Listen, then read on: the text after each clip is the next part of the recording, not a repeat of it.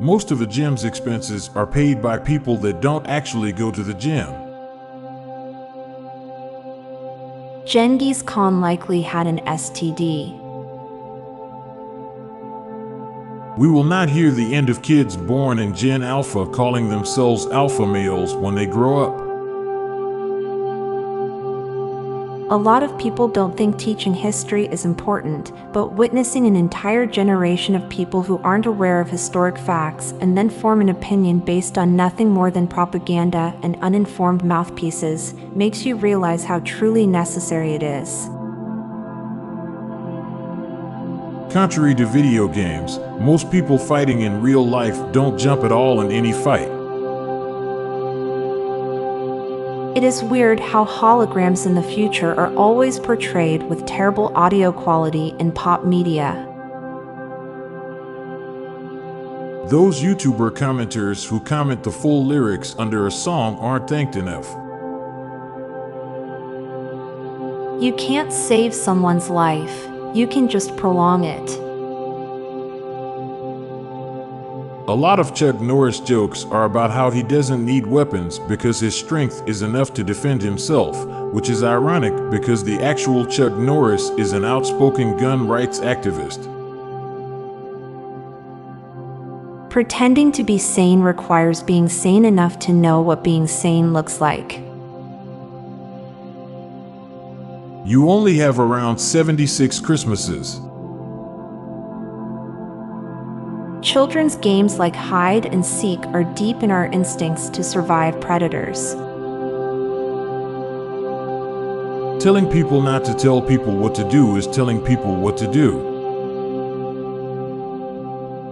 Amongst the other unrealistic things about Batman, one is his ability to visit criminals in jail dressed like Batman while the jail guards trust that he is the real Batman. Learning to tie a noose is a skill you can use for the rest of your life.